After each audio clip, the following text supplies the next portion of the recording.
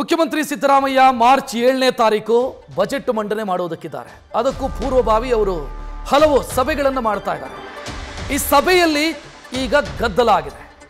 CM ಬಳಿ ನಮಗೆ ಚರ್ಚೆಗೆ ಅವಕಾಶ ಸಿಗಲಿಲ್ಲ ಅಂತ ಗಲಾಟೆ ಮಾಡಿರೋದು. ಮದ್ಯ ಮಾರಾಟಗಾರರ ಅಸೋಸಿಯೇಷನ್ ಮುಖಂಡರು ಅಪಸ್ವರ ಎತ್ತಿದ್ದಾರೆ. ಅಬಕಾರಿ ಇಲಾಖೆಗೆ ಸಂಬಂಧಿಸಿದಂತ ಚರ್ಚೆ ಮುಗಿಸಿ ಹೊರಟಾಗ ಕಿತ್ತಾಟ ಆಗಿದೆ. ಮದ್ಯ ಮಾರಾಟಗಾರರ ಸಂಘದ ಇಬ್ಬರು ಮುಖಂಡರ ಮಧ್ಯೆ ಮಾತಿನ ಚಕಮಕಿಯಾಗಿದೆ. ನಮಗೆ ಸಿಎಂ ಜೊತೆಗೆ ಮಾತನಾಡೋದಕ್ಕೆ ಅವಕಾಶ ಸಿಗಲಿಲ್ಲ ಅನ್ನೋದು ಈ ಆಕ್ಷೇಪಕ್ಕೆ ಕಾರಣ, ಗಲಾಟೆಯಾಗೋದಕ್ಕೆ ಕಾರಣ. ಅಬಕಾರಿ ಇಲಾಖೆಗೆ ಸಂಬಂಧಿಸಿದಂತೆ ಮದ್ಯ ಮಾರಾಟಗಾರರ ಸಂಘದ ಪ್ರತಿನಿಧಿಗಳನ್ನು ಇವತ್ತು ಸಿಎಂ ಕರೆದಿದ್ರು. ಬಜೆಟ್ನಲ್ಲಿ ಅವರ ನಿರೀಕ್ಷೆಗಳು ಏನಾಗಬೇಕು ಅನ್ನೋದನ್ನು ಕೇಳೋದಕ್ಕೆ ಈ ಸಭೆಯನ್ನು ಆಯೋಜನೆ ಮಾಡಲಾಗಿತ್ತು. ಈ ಸಭೆಯಲ್ಲಿ ಸಿಎಂ ಬಳಿ ನಮಗೆ ಮಾತನಾಡೋದಕ್ಕೆ ಅವಕಾಶ ಸಿಗಲಿಲ್ಲ ಅಂತ ಮದ್ಯ ಮಾರಾಟಗಾರರ ಸಂಘದ ಪ್ರತಿನಿಧಿಗಳ ಮಧ್ಯೆಯೇ ಜಗಳ ಆಗಿದೆ. ಹೆಚ್ಚಿನ ಡೀಟೇಲ್ ನೀಡೋದಕ್ಕೆ ನಮ್ಮ ಪ್ರತಿನಿಧಿ ಹರೀಶ್ ಫೋನ್ ಸಂಪರ್ಕದಲ್ಲಿ. ಯಾರ್ಯಾರ ಮಧ್ಯೆ ಗಲಾಟೆ ಆಗಿರೋದು ಹರೀಶ್, ಮತ್ತು ಯಾಕಾಗಿ?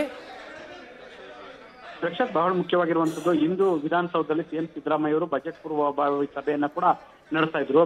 ಸೊ ಬೇರೆ ಬೇರೆ ಇಲಾಖೆಗೆ ಸಂಬಂಧಪಟ್ಟಂಗೆ, ಅಂದ್ರೆ ಸಾರಿಗೆ ಸಂಘ ಸಂಸ್ಥೆಗಳ ಪ್ರತಿನಿಧಿಗಳು ಮತ್ತೆ ಅಬಕಾರಿ ಸಂಘ ಸಂಸ್ಥೆಗಳ ಪ್ರತಿನಿಧಿಗಳು ಸೇರಿದಂತೆ ಬೇರೆ ಬೇರೆ ಇಲಾಖೆಗೆ ಸಂಬಂಧಪಟ್ಟಂಗೆ ಸಂಘ ಸಂಸ್ಥೆಗಳ ಪ್ರತಿನಿಧಿಗಳ ಸಭೆಯನ್ನ ನಡೆಸ್ತಾ ಇದ್ರು.